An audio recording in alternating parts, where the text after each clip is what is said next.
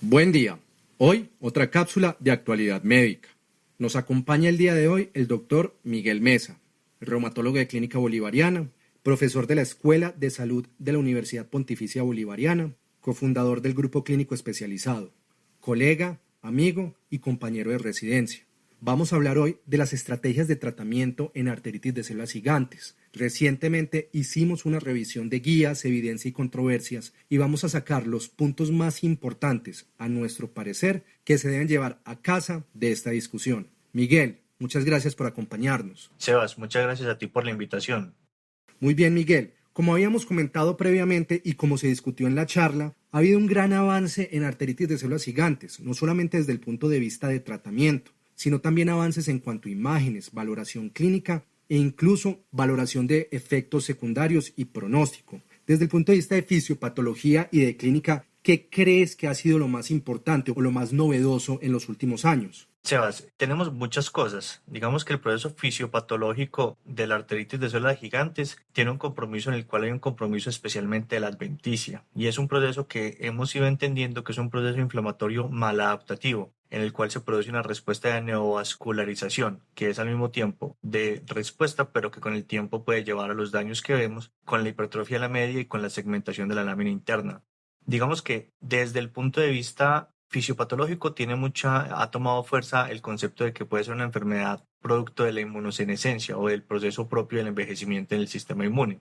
Y desde el punto de vista clínico hemos tenido grandes avances porque hemos empezado a distinguir algunos tipos de compromiso de arteritis de células gigantes. El componente arterítico puro, que son los pacientes descritos clásicamente, un compromiso que ya se describió hace unos años, que fue el compromiso de grandes vasos, en el cual el compromiso, como ya se mencionó previamente, los grandes vasos, o sea, la aorta y sus ramas, donde tenemos una tendencia a tener síntomas en miembros superiores y a tener algunos síntomas como claudicación y compromiso, digamos que de las extremidades con déficit de pulso.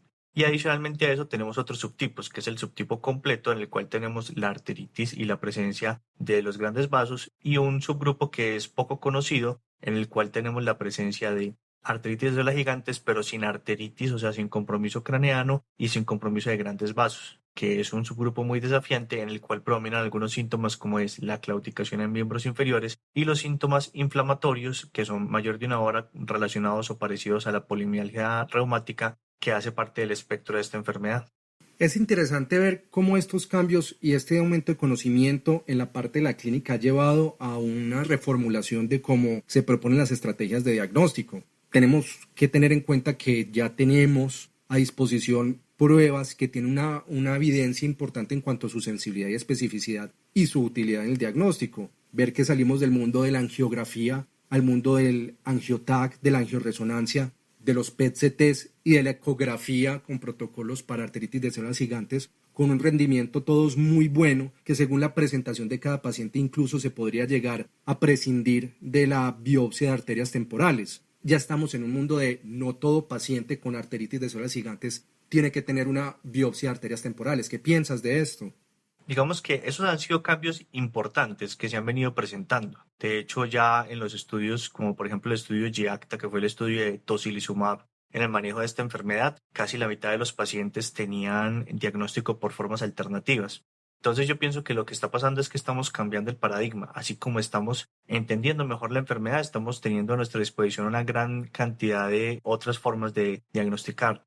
¿Cuál es el problema? Que el problema es que algunos requieren algunas situaciones técnicas puntuales que son importantes y otros requieren un entrenamiento que es un entrenamiento a veces difícil de lograr y una curva en centros de referencia. Pero yo creo que conforme vaya avanzando la tecnología y conforme vaya avanzando nuestro entendimiento de la enfermedad y las herramientas disponibles, posiblemente la biopsia vaya perdiendo un poco de terreno sin salir nunca del panorama porque sigue siendo, digamos que el patrón de referencia contra el que se comparan y digamos que es el examen último para confirmar o descartar la enfermedad.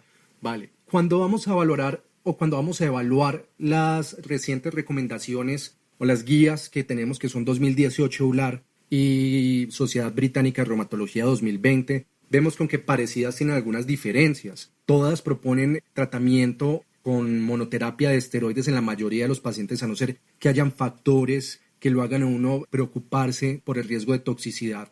Pero cuando encontramos desde el punto de vista de desmonte, las guías de EULAR recomiendan 5 miligramos al día como dosis meta y que sería una dosis suficiente considerando riesgo-beneficio, mientras que los británicos proponen que a 12 a 18 meses debemos estar en 0 miligramos día de esteroides. ¿Qué piensas tú? ¿Crees que es realista apuntar a 0 miligramos día de esteroides nada más con monoterapia? Hoy en día tenemos que tener presente que en artritis de células gigantes la evidencia muestra que el uso de esteroides en monoterapia está condenado a tener una mala respuesta. Los estudios, como por ejemplo el estudio de tocilizumab en artritis de células gigantes, mostró que los pacientes tenían una tasa alta de recaída, tanto en los pacientes en los que se hizo el desmonte en 26 semanas como en los que se hizo en 52. Entonces, la pregunta que uno realmente se debe hacer es, si sabemos que hay una gran tasa de recaída en estos pacientes y que posiblemente la gran mayoría de estos pacientes terminarán usando un medicamento ahorrador de esteroides, si es prudente someter al paciente a una dosis acumulada de esteroides altas antes de tomar la decisión. Si tú me preguntas a mí, Sebas, yo pensaría que desde el principio se debe intentar una estrategia que acompañe el esteroide de un ahorrador de esteroides. ¿Y cuál sería tu concepto sobre el metotrexato? Estudios de hace 15 o 20 años sugieren que puede ahorrar esteroides, puede evitar recaídas y puede evitar incluso una segunda recaída, teniendo en cuenta que sería una población estudiada hasta el momento de pacientes naif a biológicos. ¿Crees que metotrexate tiene alguna cabida o definitivamente la información que tenemos de metotrexate debido a sus diferencias de esquemas de tratamiento a los que utilizamos actualmente, esta evidencia no nos sirve? Digamos que en el momento en el que uno evalúa la evidencia, y eso pasa mucho en reumatología, tendríamos que evaluar el momento en el que salió. Es poco probable que, salvo que se realice una colaboración internacional, salgan estudios nuevos de metotrexate, porque no es un medicamento que tenga particular interés la industria en desarrollar más. Entonces, probablemente vamos a tener la información que ya tenemos y no más. Y de hecho, el metaanálisis que recoge los estudios solamente recogió 3 estudios con menos de 100 pacientes. Y adicionalmente a eso, en la época en que se realizaron estos estudios, se utilizaban dosis de 7.5 hasta 15 miligramos máximo, mientras que hoy en día sabemos que la práctica convencional utiliza en promedio 15 a 20 o 25 miligramos semanales de metotrexate. Entonces, si bien tuvo algunas limitaciones, un número pequeño de pacientes y una dosis que no es la dosis actual, sí mostró que tenía un efecto para disminuir la primera recaída y para disminuir la segunda recaída. Y eso hay que tenerlo en cuenta porque, primero, cada decisión médica es una decisión tanto personal como social. Entonces, siempre tenemos que balancear los beneficios de una intervención versus el costo general del sistema de salud. Y segundo, porque a pesar de que los estudios no son ideales, sí mostraron algún efecto. Entonces, yo pienso que lo que habría que balancear es cuál es el paciente ideal para metotrexate y cuál es el paciente que se beneficia de otras intervenciones que pueden ser un poco más costosas, pero que tienen un efecto más robusto. ¿Qué opinión tienes de tocilizumab? ¿Qué opinión tienes del estudio GIACTA? Cosas buenas, cosas que quedan en el aire que no resuelve el estudio porque no estaba diseñado para estas. ¿Qué hemos aprendido del GIACTA? Entonces, es interesante. GIACTA fue un estudio en el que se compararon varios esquemas. Se comparó el esquema de tocilizumab subcutáneo cada semana versus tocilizumab quincenal, o sea, tocilizumab subcutáneo cada semana, tocilizumab quincenal, comparados con una estrategia de desmonte de 26 semanas. Esa estrategia de desmonte de 26 semanas es una estrategia un poco agresiva, porque la práctica usual dice que uno se puede demorar casi un año o un poquito más de un año en desmontar el esteroide. Y adicionalmente a eso comparan contra los esteroides desmontados a 52 semanas. Digamos que el punto inicial fue la remisión libre de esteroides. Eso es un punto un poco utópico porque es un desenlace muy duro y tiene un problema, y es que conforme el paciente va presentando recaída ya no puede volver a presentar este desenlace, entonces se va produciendo un sesgo de supervivencia. Entonces los pacientes que van quedando ahí son pacientes que probablemente vayan a ser sanos. ¿Eso qué quiere decir? Las extensiones de este estudio nos darán algunas luces del comportamiento en el largo plazo, pero posiblemente no nos den la información completa de qué es lo que pasa en el largo plazo en estos pacientes. Que es muy interesante, que es el primer estudio grande que se hace con un medicamento distinto en un tiempo, digamos que largo, con respecto a artritis de células gigantes, que da un resultado positivo, y que tanto la dosis semanal como la quincenal mostró superioridad sobre el esquema de esteroides a 26 semanas, y la dosis semanal mostró clara superioridad sobre el desmonte a 52 semanas.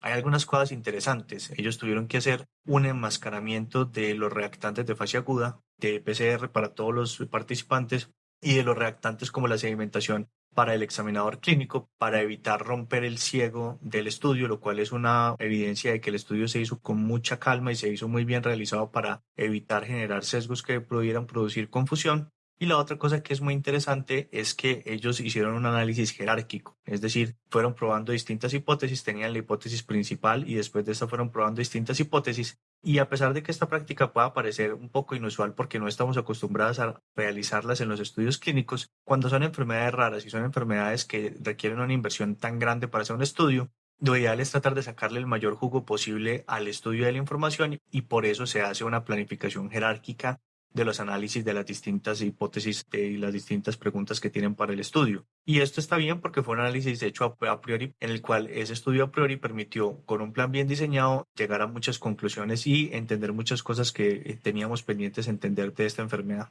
Llama la atención los reportes de recaídas en el GIACTA.